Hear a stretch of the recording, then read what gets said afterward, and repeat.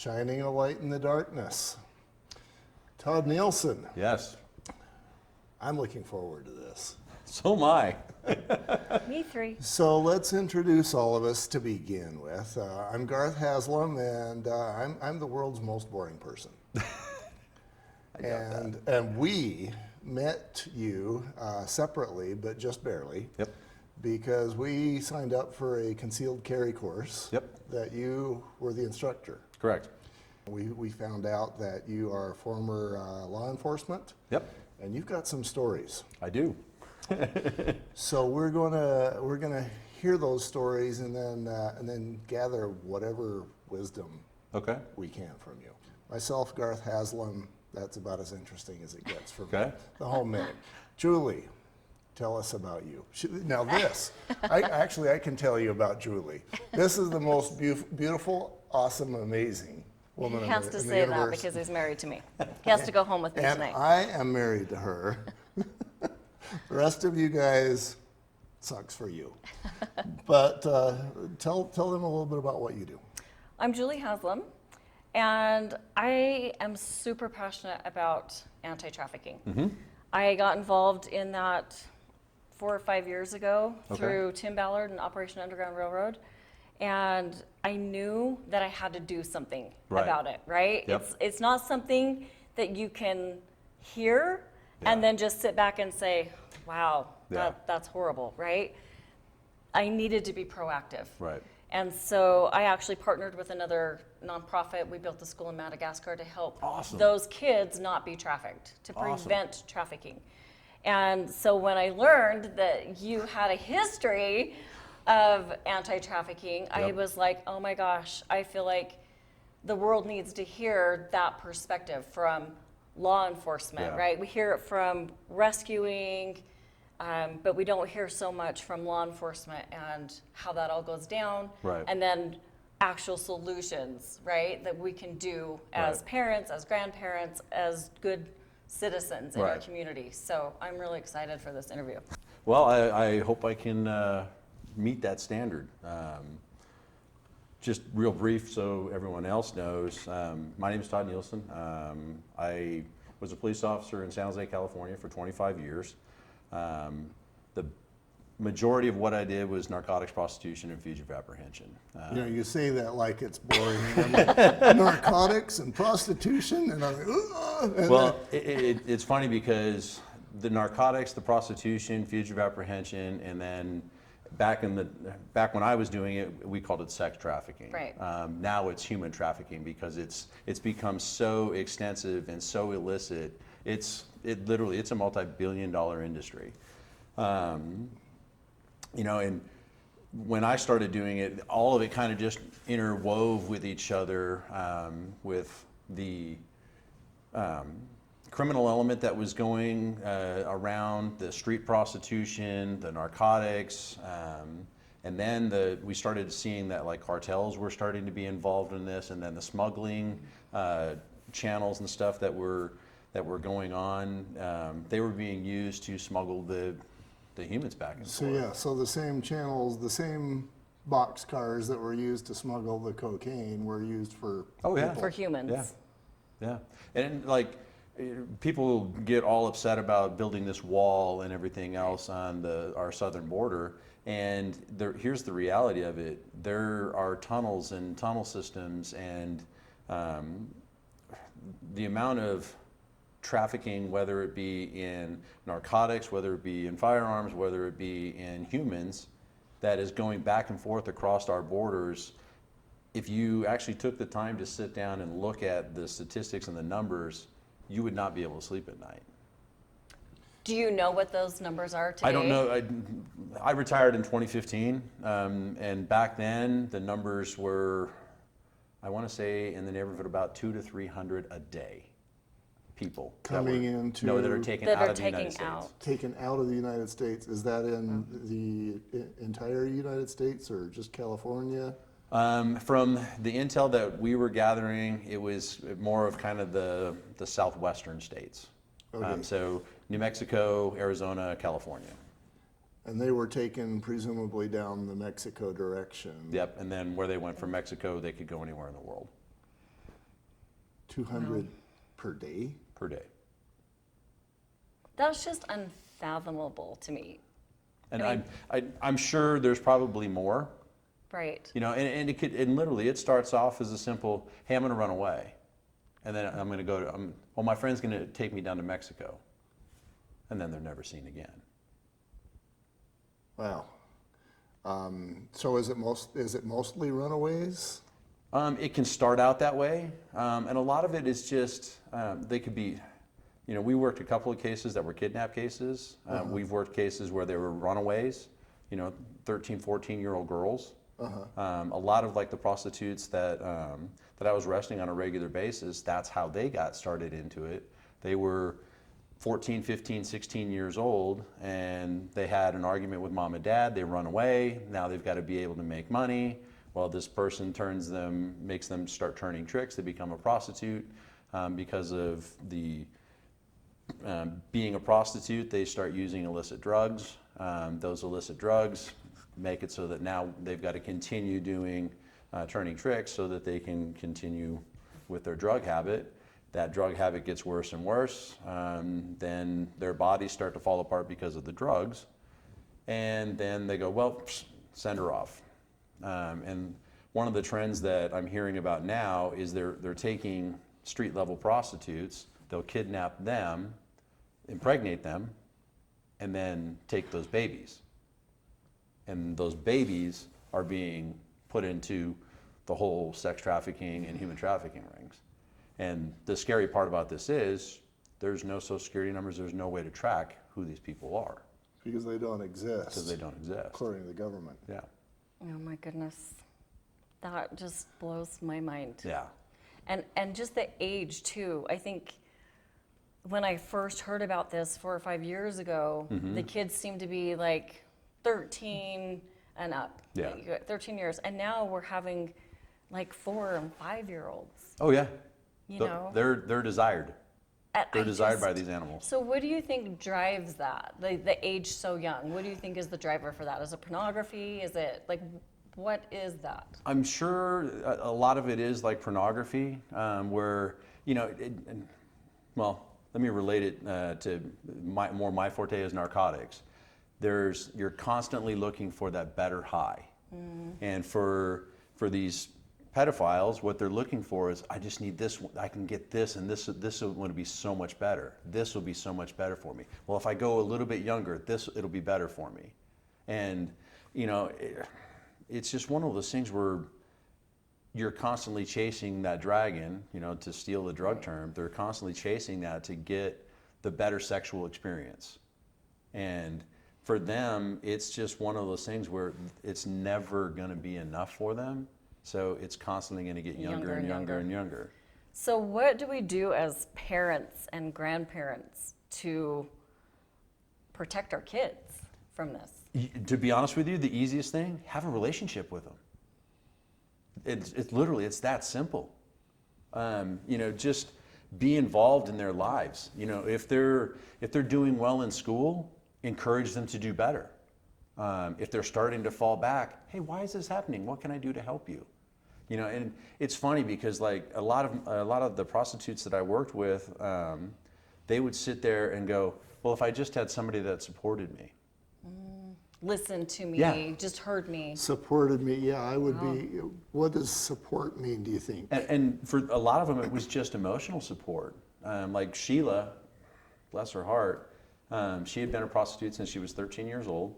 The first time I arrested her, she was 28. The last time that I arrested her, she was 36.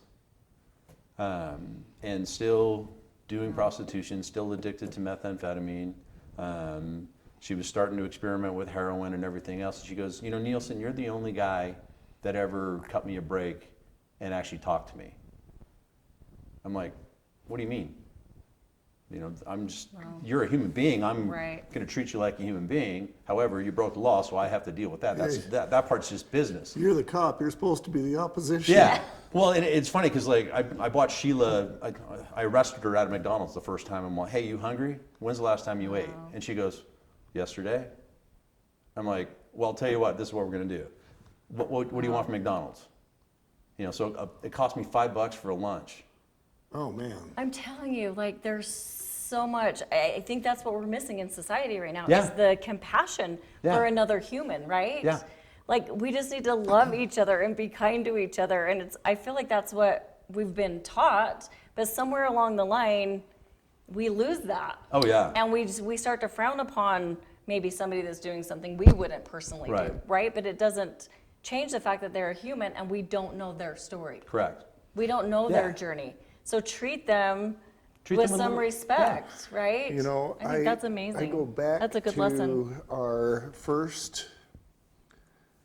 We had Tim Ballard come to a church meeting. Yeah, a he's number of years ago, Yeah, he's an awesome man. and this was a number of years ago before he was the big deal. Yeah.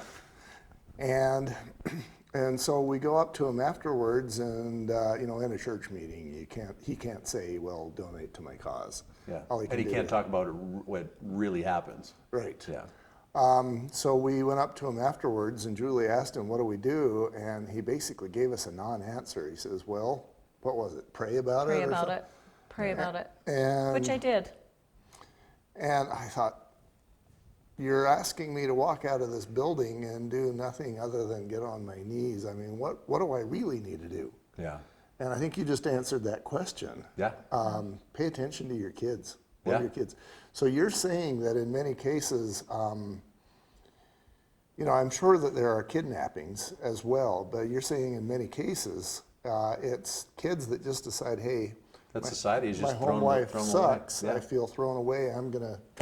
Yeah, that was the great majority of the ones that we were dealing with. And, again, this was 10 years ago when I started in that world, in the actual sex trafficking stuff. And it literally, for them, it just becomes, I get to have an intimate thing with another human being. Right. And Even if it's a negative. Yeah, even if it's a negative thing. Negative attention is better than no attention at all. Right. And just giving someone some positive attention, it's amazing how appreciated it is, number one. I mean, just like any other human, every human loves positive attention. Going more towards the pandemic, right? Yeah.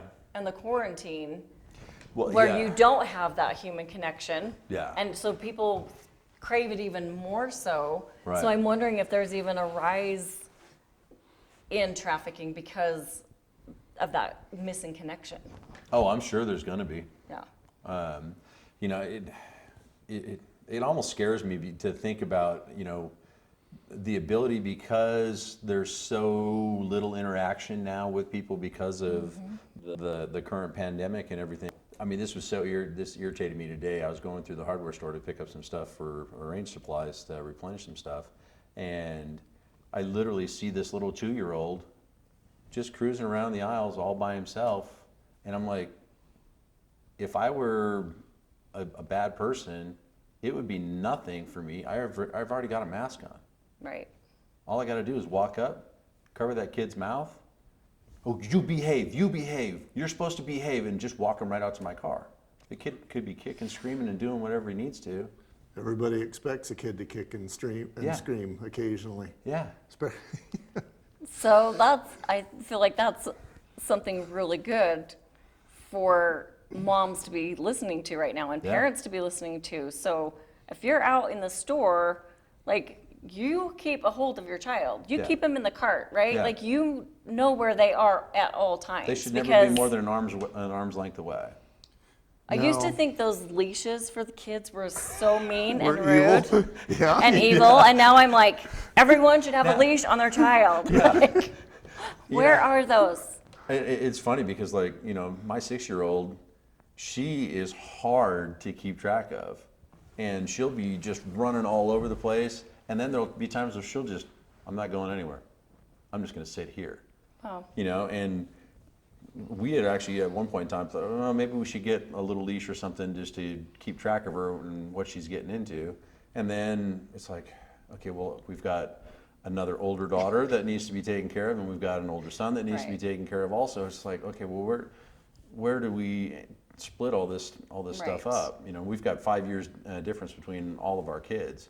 So there's big age gaps. Right. You know, we're fortunate where the older one can go, hey, give us another set of eyes to keep on the other one.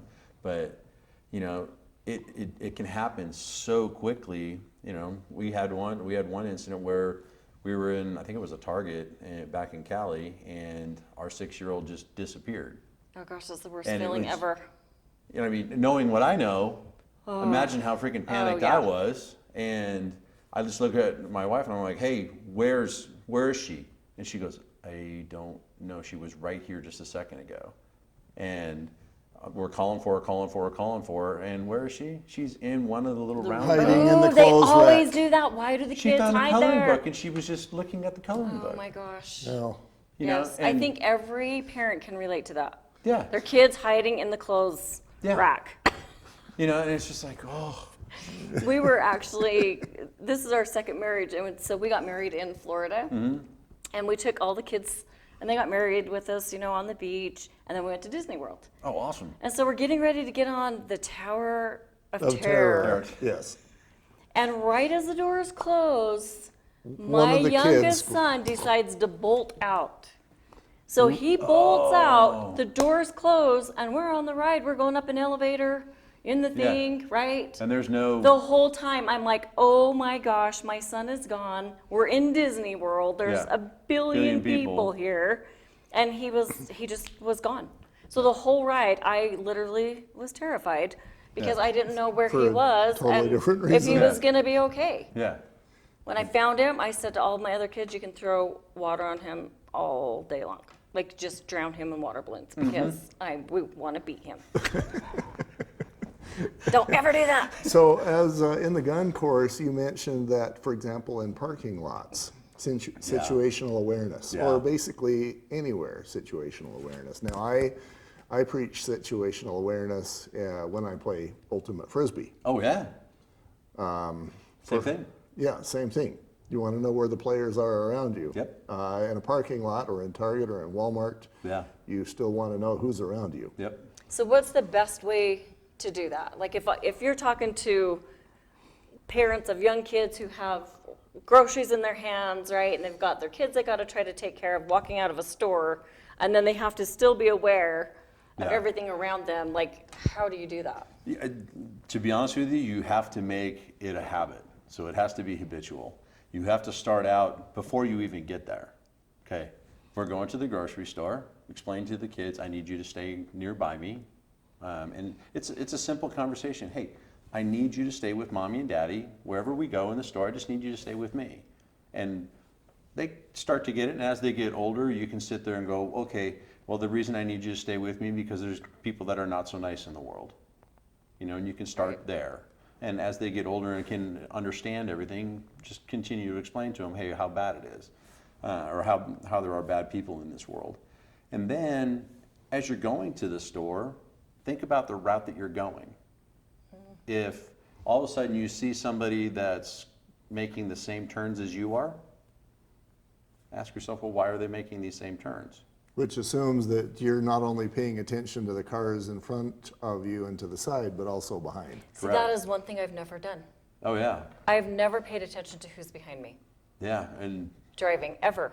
well, and some of these predators, the way that they work, they'll sit there and they'll go, okay, I want that kid because that kid's going to bring me, $1 million or $500,000. How much, on a side note, how much is a 5-year-old worth? I've heard them go for $100, and I've heard them go for millions of dollars.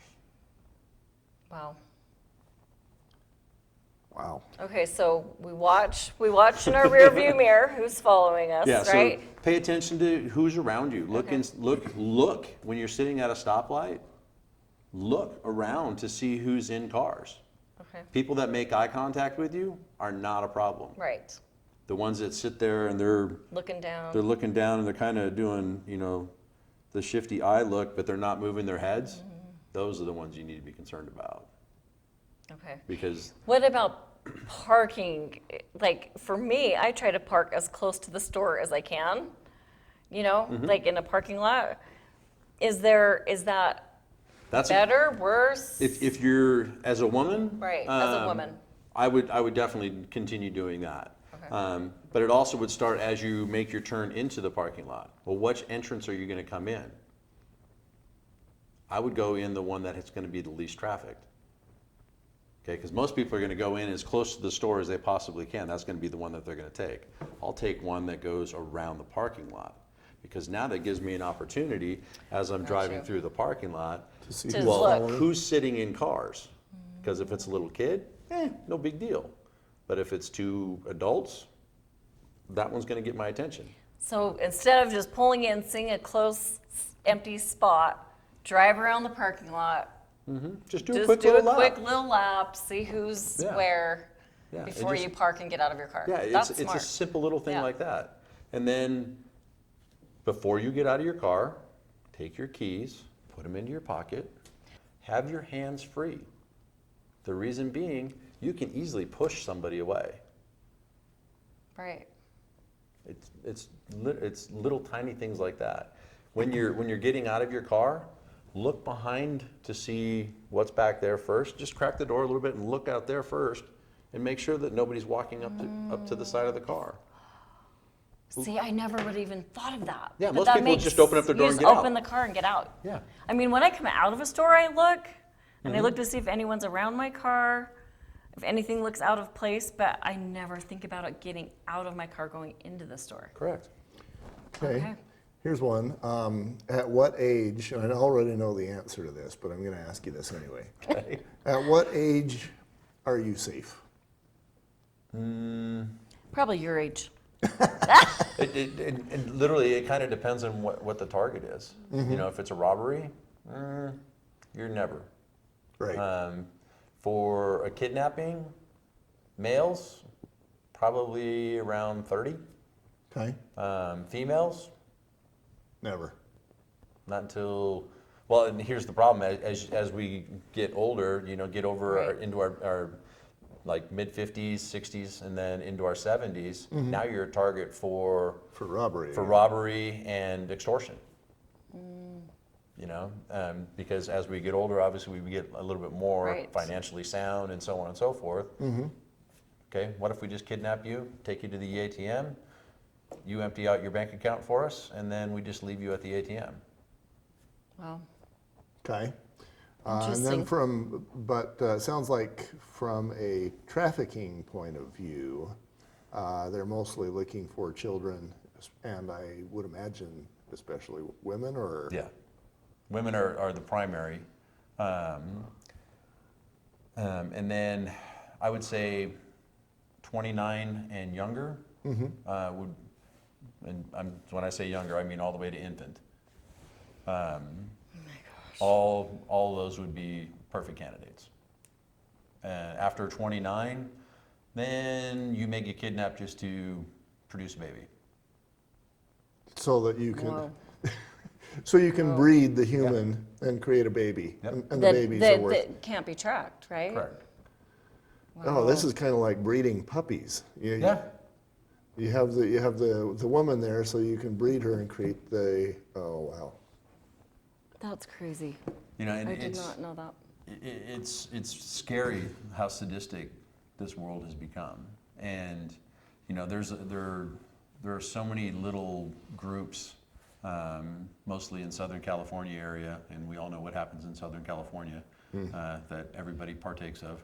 Yes. For the movie industry, we'll call it what it is. Right. Down in there's my counterparts that were doing the same stuff that I was doing, between the satanic rituals and the kidnappings and all that stuff that they would come into.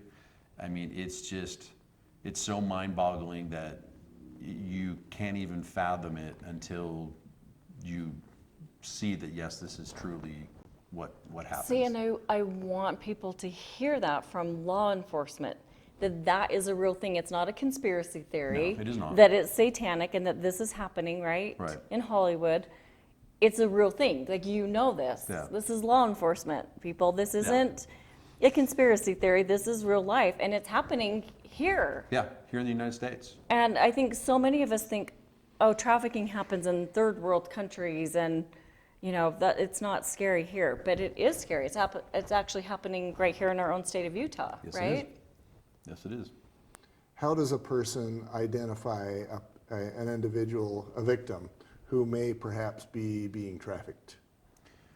It's difficult. It really is, because a lot of times they're so in fear Right. of their captors that Right. they're not going to talk about it. We stumbled on a couple of gals that were brought over from the Orient over to the United States as indentured servants. Well, their indentured servitude was like $1.4 million. Oh, wow. So they're never going to get out of that. Wow.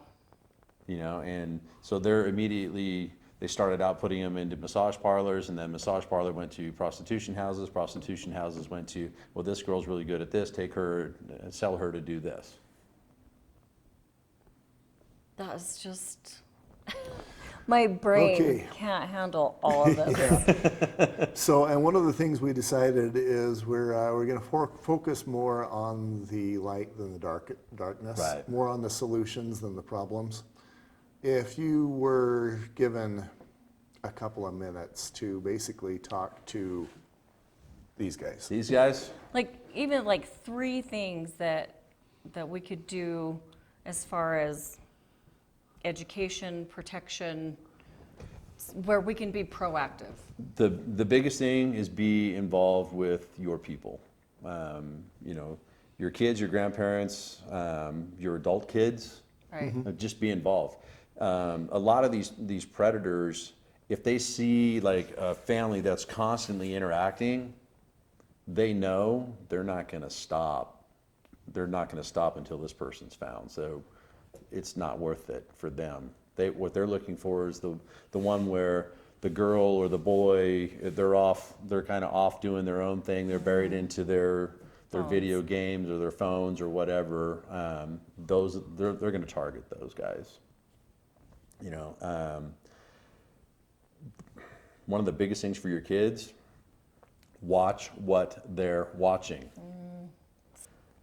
YouTube, there are so many subversive little things inside YouTube, and it's just like, I've been guilty of it myself. Hey, I've got to get this done. The kids are like, hey, can I just go watch YouTube? Yeah, go ahead. We'll know what it is that they're watching. Parental controls are a good Right. thing. Trust me on this. Okay, It's true. utilize those parental controls. Sit down next to them Yeah, and don't make them change the channel. yeah, exactly. When the video game Fortnite first came out, I used to tell my son, "Hey, you're not playing that. That's a shooting game. Right. Been there, done that. Know that game. I'm well versed in that. Right. And you don't need to have this video game dull your senses to that. Right. And I could tell when he'd been playing at his friend's house and when he wasn't, just by how his personality would change. Oh, interesting. And watching those little nuances in your kids and your grandkids, that's a great way to go, hey, something's not right here. So being connected enough with them that Yeah. Goes back to being connected. Yeah. What's the last thing you love would that. say? Get rid of their cell phones. Right. They're out of here. No more cell phones. People. And unfortunately, there's just with our modern society, there's just no way to get out of that, because we as parents, Right. we need that convenience when we're picking them up from school. Right. I'm just as guilty as Oh, yeah. anyone. Yeah. I feel panicked if I don't have my cell phone Oh yeah, with me. It's gone and you're like, where's Yeah. my phone, right? So Exactly. adults are just as guilty as the teenagers are. Oh yeah, I run my business on my cell Yeah, phone. I do too. Me It's Yep. crazy. And for your kids and for your kind of quasi-adult kids that haven't gotten married and settled down into that, do as much as you can to educate them to stay away from the pornography stuff. Yeah. And it's these predators. We had one case that we worked on where this guy was pretending to be an 11-year-old boy, and all he wanted to do was meet young teenage girls. And ultimately what he was doing is he was videotaping him having sex with them, and it would be a 3 or 4 year event before he'd even meet them. Isn't that crazy? They're so dedicated, Yes. right? I mean, that's how much of a predator these people are.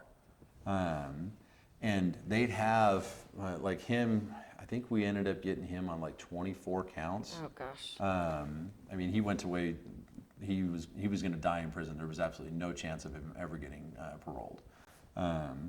You know, that was one of the, everybody on the team was high-fiving each other when we sealed that case. It was a great That was a good day. Well, and that tells me if you got him on 24 counts, that means he got away with 23 victims until you finally got him, and then you got him on all of them, which... Well, and we're certain that there were probably another More. 30 or 40 other victims. Yeah. So probabilities of somebody getting caught on round one, It was very, very low. yeah.